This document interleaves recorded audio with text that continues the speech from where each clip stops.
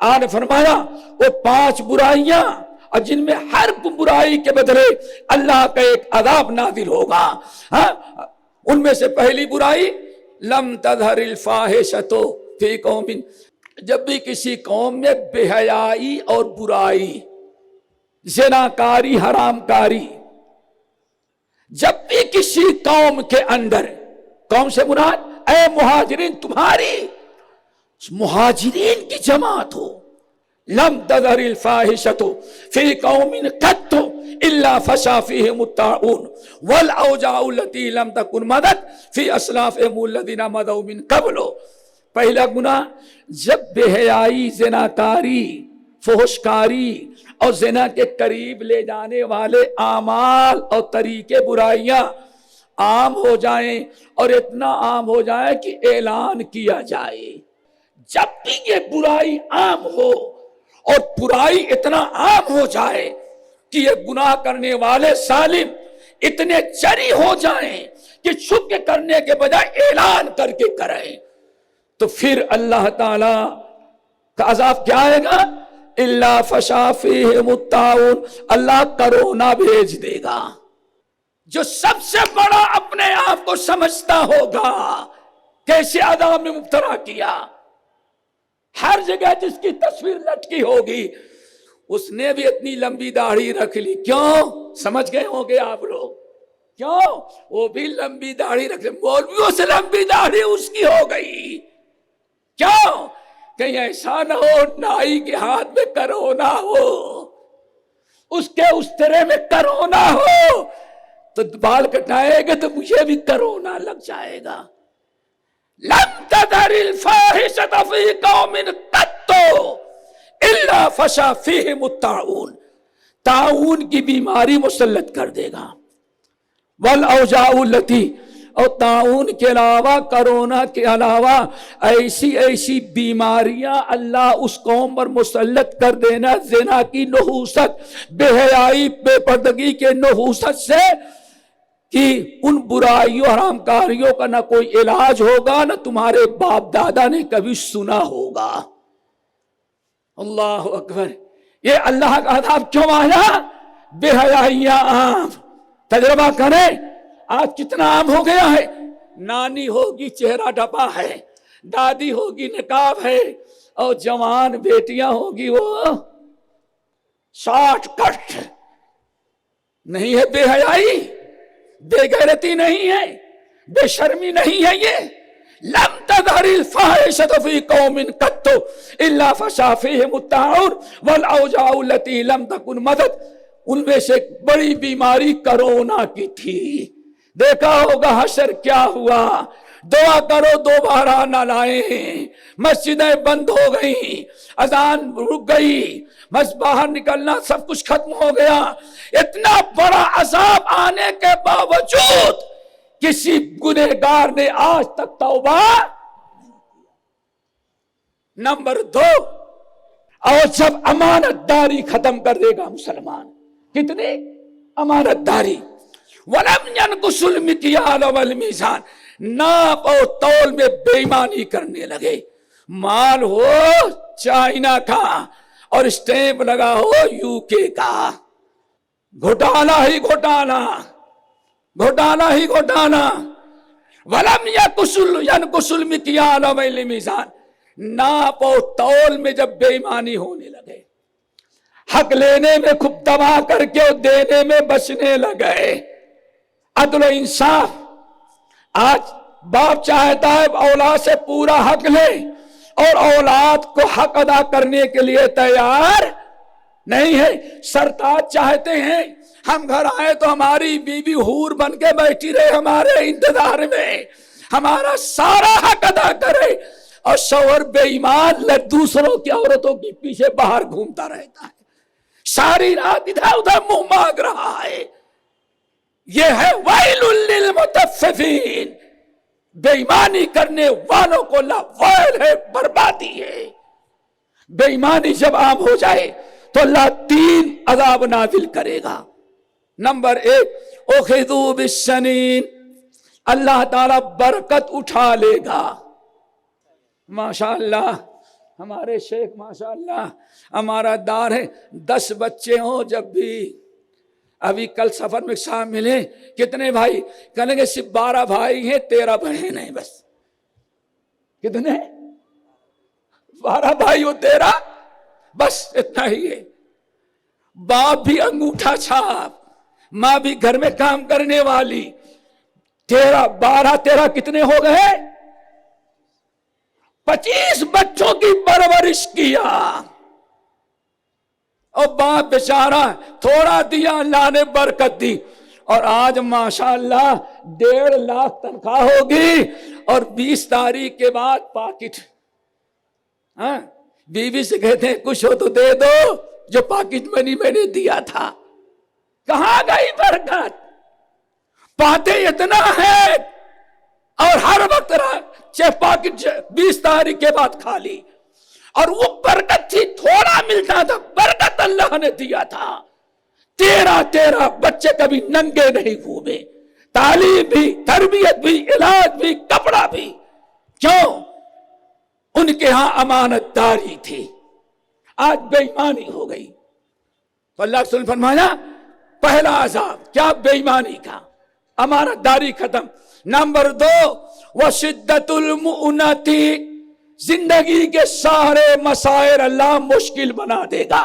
ایک پیپر پر بھی اگر دستخط کرانی ہو کسی آفس میں تو ٹائم نہیں ہے، اتنا ہے۔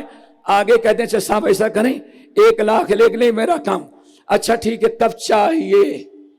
آج حلال طریقے سے کوئی کام اپنا کرانا ناممکن ہو گیا۔ شدت المؤنہ تمہاری زندگی کے سارے مسائل کو تنگ کر دے گا۔ ومن اعرض عن ذکری فإن له معیشۃ ضنکا ونحشرہ یوم القیامۃ اعمی۔ جو بھی کتاب و سنت سے روگردانی کرے گا اس کی زندگی کے سارے مسائل کو ہم تنگ کر دیں گے، مشکل کر دیں گے۔ آج میں نے کہا ایک پیپر پر دستخط لینی ہو کسی بڑے آدمی سے سینکڑوں چکر لگتے ہیں، لیکن کام نہیں بنتا جب تک کہ رشوت آپ نہ دے دیں، اپنا جائز حق بھی نہیں مل سکتا آپ کو۔ تیسرا بڑا عذاب وجور السلطان علیہم، جو وزیر اعظم ہوگا، وزیر داخلہ ہوگا، وزیر خارجہ ہوگا، سب سے پورے ملک کا سب سے بڑا نمبر ہی ہوگا، اسی کو تمہارے اوپر مسلط کر دے گا۔ وجور السلطان علیہم، تمہارے ایسی قوم پر اللہ تعالیٰ سب سے بدماش جو ظالم ہوگا ملک کا، اسی کو بادشاہت، اسی کو پاور دے کر اللہ تعالیٰ اس قوم پر مسلط کر دے گا۔ اور جب مسلط کرے گا، اللہ مسلط کرے گا، تو نہیں کہنا بے ایمانی سے، کیوں کیا کرے، اوپر والے نے مسلط کیا۔ رجوع کرے اوپر والے کی طرف، سب سارے مسائل آپ کے حل ہو جائیں۔ نمبر 3 تیسرا گناہ آپ نے اللہ سے ارشاد فرمایا وَلَمْ يَمْنَعُوا زَكَاةَ أَمْوَالِهِمْ إِلَّا هُوَ بِسَانِهِمُ الْقَطْرِ، اور جب مالدار زکوٰۃ دینے میں لاپرواہی کوتاہی کرنے لگے، ذرا کھرد برد کرنے لگے، اور زکوٰۃ کو ایک قسم کا ٹیکس اور گرامہ سمجھنے لگے، اور سوچتے ہیں کہ کتنا کم میں جان چھوٹ جائے۔ جہاں زکوٰۃ لے دینے میں ذرہ برابر کسی نے کوتاہی کیا، اور اسی سے پتا چل گیا وَلَمْ يَمْنَعُوا زَكَاةَ أَمْوَالِهِمْ، اس جملے سے سارا ملتا ہے کہ سارے گناہ مسلمانوں میں آئیں گے، غیر قوموں میں نہیں۔ زکوٰۃ مسلمان دیتا ہے۔ وَلَمْ يَمْنَعُوا زَكَاةَ أَمْوَالِهِمْ، جب بھی کوئی قوم امت میری زکوٰۃ میں ہیرا پھیری گڑبڑی کرے گی، اور جیسے کہ سنن ترمذی، مسند احمد بن حنبل، مسند ابو یعلا، شعب الایمان، معجم طبرانی صغیر کی روایت ہے، زکوٰۃ کو لوگ تاوان اور فائن اور غرامہ سمجھنے لگے۔ پھر اللہ کیا کرے گا؟ خُبِثَانْهُمُ الْقَطْرُ، اللہ تعالیٰ بارش کو روک لے گا۔ جو سیزن ہے فصل کا، اللہ بارش کو روک لے گا، سیزن ختم ہو جائے گا تو سیلاب آئے گا۔ کیوں؟ فصل تو کب ہی ختم ہو گیا، اللہ کے رسول فرماتے ہیں اللہ رب العالمین فوراً سارے بارش کے رحمت کے سارے دروازے بند کر دے گا. کیوں؟ اللہ نے رحمت سے نوازا عثمان اور اس میں حق مقرر کیا غریبوں کا. یہ غریبوں کا حق دینے میں کوتاہی کر رہا ہے, اللہ کی رحمت میں بے ایمانی کر رہا ہے, اس لیے اوپر سے اللہ تعالیٰ بارش کا دروازہ بند کر دیں گے. لیکن اللہ رسول فرماتے ہیں کچھ چرند اور پرند دنیا میں ہیں, جانور بہت سارے مویشی. گناہ تو ہمارے مسلمان امتی نے کیا, لیکن اللہ بارش روک لے, بارش نہ ہونے کے بنا پر یہ بکریاں, کتے, بلی, چرند پرند یہ سارے جانور بھی مر جائیں گے بھوکے پیاسے. اسی اللہ تعالیٰ ان کا لحاظ رکھے, کبھی کبھار بارش برسا دے گا. کتنی گئی گزری قوم ہوئی, اگر زندہ ہے کھانا مل رہا تو جانوروں کی برکت سے مل رہا ہے. نمبر 4 ذرا سنو, یہ کیوں ہوتا ہے اختلاف؟ وَلَمْ يَنْقُضُوا عَهْدَ اللَّهِ وَعَهْدَ رَسُولِهِ إِلَّا سَلَّطَ اللَّهُ عَلَيْهِمْ عَدُوًّا مِّنْ غَيْرِهِمْ فَأَخَذُوا بَعْضَ مَا فِي أَيْدِيهِمْ. جب بھی ہماری مسلمان قوم, یہ ہمارے امتی جو دنیا میں توحید کے علمبردار ہے, لا الہ الا اللہ, اس کے علمبردار ہے محمد الرسول اللہ, جو سنت رسول کے علمبردار ہیں, جن کو اللہ تعالیٰ نے کتاب اللہ سنت رسول دیا ہے, اللہ کی کتاب اور نبی کی سنت. وَلَمْ يَنْقُضُوا عَهْدَ اللَّهِ, اور جب کوئی قوم اللہ کا عہد توڑ دے, کس کا عہد توڑ دے دوستوں؟ اللہ کا. اور کس کا؟ اور رسول کا عہد توڑ دے. اللہ سے کون عہد کیا ہے؟ کیا عہد ہے؟ لا الہ الست بربکم. الحمدللہ یہ حدیث اسٹیج ہے, دائیں بائیں علماء کی ایک بڑی ٹیم ہے. کبھی ان سے ملو اور ان سے قریب آؤ اور پوچھو کہ اللہ تعالیٰ سے کیا عہد لیا ہے. الست بربکم لا الہ الا اللہ, یہ عہد ہے. ہم نے اللہ سے وعدہ کیا ہے کہ اللہ آپ کے علاوہ کسی اور کی عبادت ہم نہیں کریں گے. ہر رکعت میں اللہ تعالیٰ سے وعدہ کیا مسلمان, ایاک نعبد ایاک نعبد. چلو ماشاءاللہ, اللہ کا وعدہ ہے دوستو توحید, توحید پر قائم رہنا, توحید پر ڈٹے رہیں, اور یہی توحید ہی وہ عمل ہے. اللہ کے رسول کو تو اللہ نے بہت ساری چیزیں بتا دی تھی نا, اسی لیے مشائخ موجود ہیں. اللہ کے رسول فرماتے ہیں اے معاذ لا تشرک باللہ وَإِن قُتِلْتَ أَوْ حُرِّقْتَ. اے معاذ خبردار, اگر تمہیں چلا کر کے کوئلہ بنا دیا جائے اور زندہ تمہاری بوٹیاں الگ الگ کر دی جائیں, ہر بوٹی کاٹنے پر کیا کہا جائے؟ توحید کو چھوڑو, بابا کو مانو. تو اللہ نے فرمایا بوٹی بوٹی ہو جانا, آگ میں جل جانا, لیکن اللہ کے علاوہ کسی اور کی عبادت.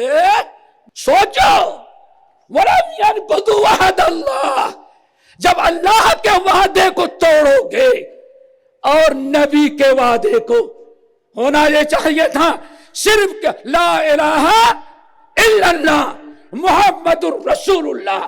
پوری دنیا والوں کو توحید دینے کے لیے اللہ نے آپ کو منتخب کیا, کلمہ والوں کو منتخب کیا, نبی کی سنت کا علمبردار ان کو بنایا.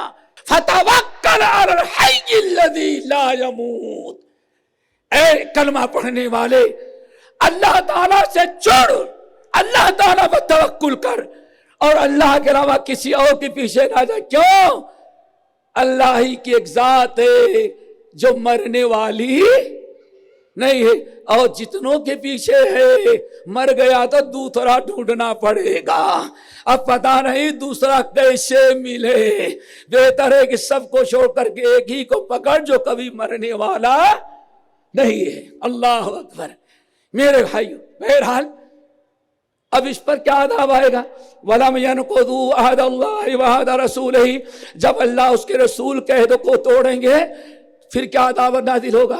इल्ला सल्लत अलैहिम अदुव्वन मिन गैरिहिम, इल्ला सल्लत अल्लाहु अलैहिम अदुव्वन मिन गैरिहिम।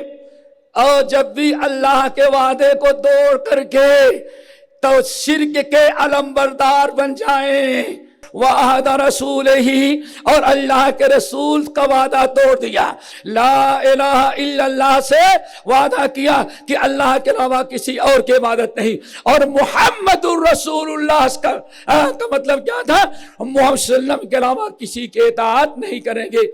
हमारे बाद मशाइख ने अभी तो पहले भी हमको किसी ने बताया था हज के मौके पर कि ला इलाहा इल्लल्लाह का मतलब जानते। मैंने कहा हाँ। कहा क्या? मैंने कहा अल्लाह के अलावा किसी की इबादत नहीं करते और मुसलमान के अलावा किसी की इताअत नहीं। कहा नहीं नहीं, मान लिया और ठान लिया। क्या है? मान लिया और ठान लेते हैं। क्या मतलब? मान लिया कि अल्लाह हमारा माबूद है, ठान लिया कि मोहम्मद के अलावा कोई हमारा इमाम नहीं।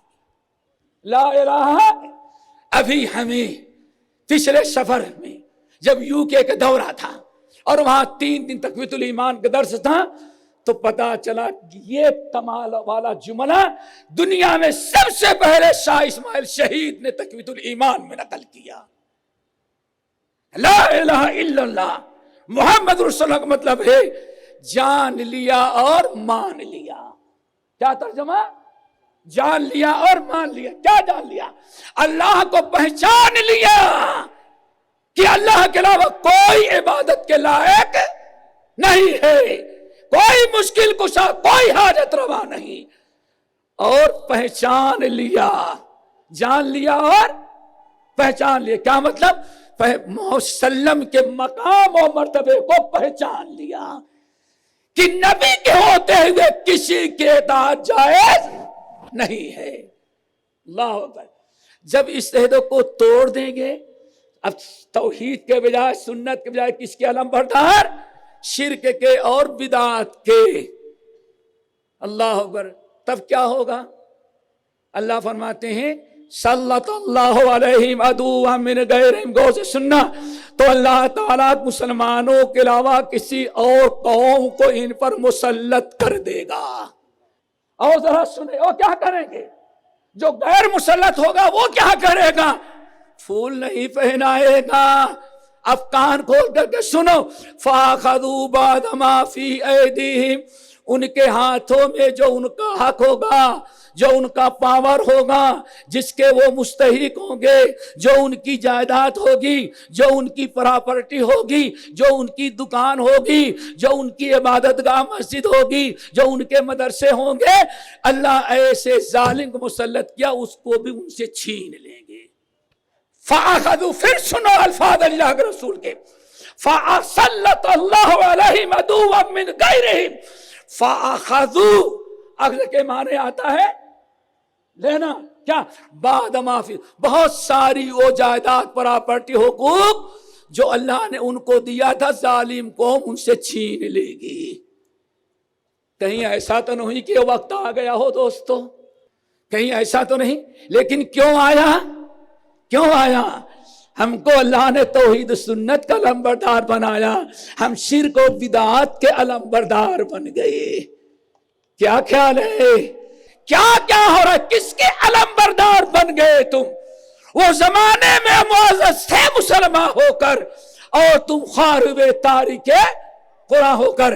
बहरहाल आखिरी और 5वीं चीज बता दें और इसी पर शायद बात मुकम्मल नहीं, खत्म कर दें।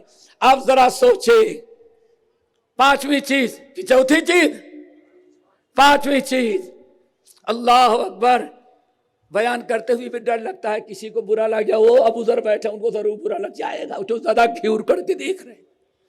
मालम तहकुम अइम्मतहुम बिकिताबिल्लाह व सुन्नत नबिय्यही व यतखय्यरून मिम्मा अंज़लल्लाह। और जब किसी मेरी उम्मत के उलमा, क्या कहेंगे? बड़े उलमा, हाँ, अइम्मा, वजअलना मिनहुम अइम्मतन यहदूना बिअमरिना। एक तो इमामुल मुस्लिमीन है और एक मस्जिद और ईदगाह का इमाम है और एक इमाम पूरे मोहल्ले में मौलाना। सबसे बड़े इमाम तो कौन है? مولانا ہے مالم تحکم ائمتہم بکتاباللہ.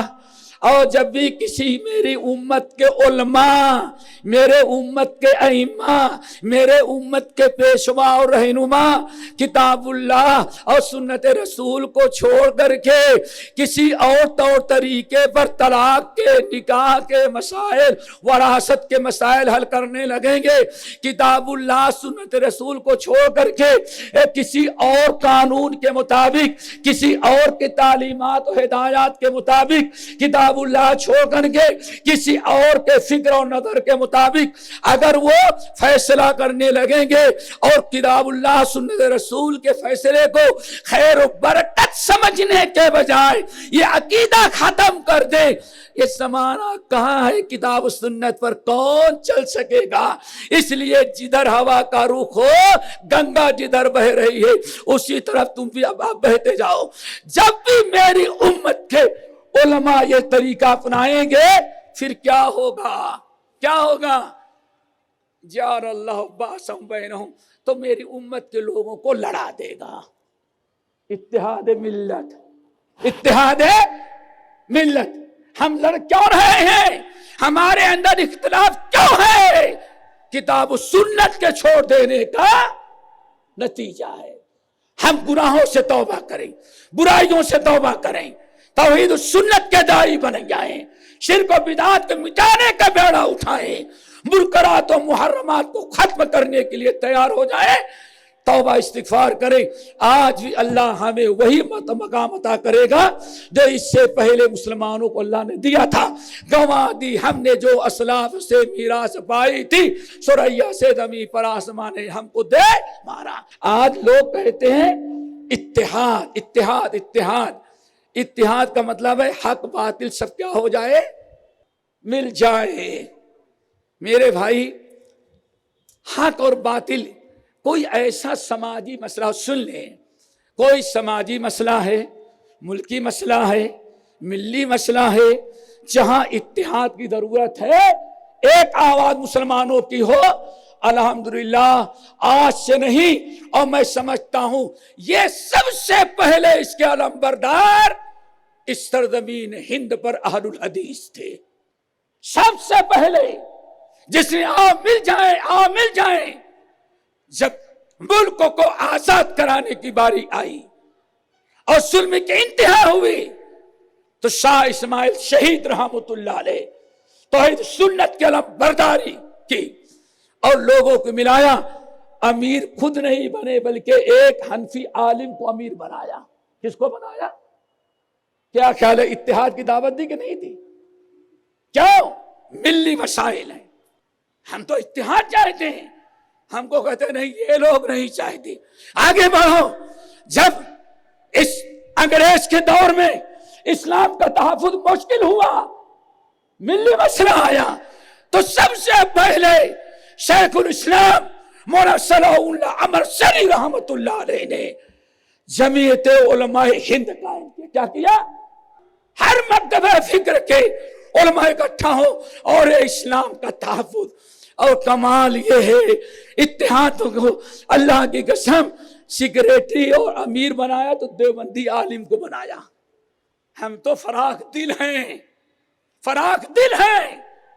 جہاں رہتے ہیں، جس ملک میں ملک کے وفادار ہیں، باشندوں کے وفادار ہیں اور ملی مسائل کے پاسباں ہم ہیں. ذرا سوچو، کوئی تنظیم بناتا ہے تو امیر خود بنتا ہے، لیکن مولانا سلام اللہ امرسری امیر نہیں بنے. یہ تک وہ 1902 کی بات کتنے کی؟ 1902 کی صدر.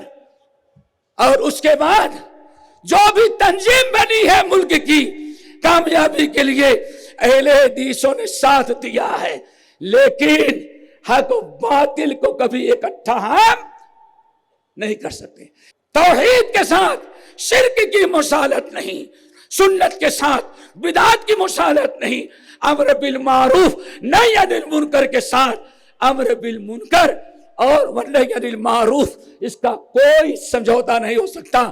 ہم ہمیشہ سے توحید اتحاد کے اتفاق کے، اجتماعیت کے ہم پاسبان رہے ہیں اور آج بھی ہیں اور آئندہ بھی انشاءاللہ ہم اتفاق و اتحاد کی دعوت دیتے رہیں گے، لیکن اسلامی حدود و تعلیمات کے دائرے میں رہ کر کے۔ اللہ ہم سب کو عمل کے توفیق نصیب فرمائے۔ یہ باتیں میں نے آپ حضرات سے کہی ہیں، اللہ تعالیٰ ان کو قبول فرمائے۔ اگر کوئی لغزش ہوئی ہو تو شیطان کے وجہ سے، ورنہ کوئی قصد نہیں تھا اور نہ کسی کا دل دکھانا چاہتے ہیں۔ اور آخر میں ہم نے اپنی صفائی پیش کی ہے، ہم کبھی اتفاق اور اتحاد کی مخالفت نہیں کرتے۔ اللہ عمل کو توفیق نصیب فرمائے۔ اقول قولی ھذا واستغفر اللہ من کل ذنب واتوب الیہ۔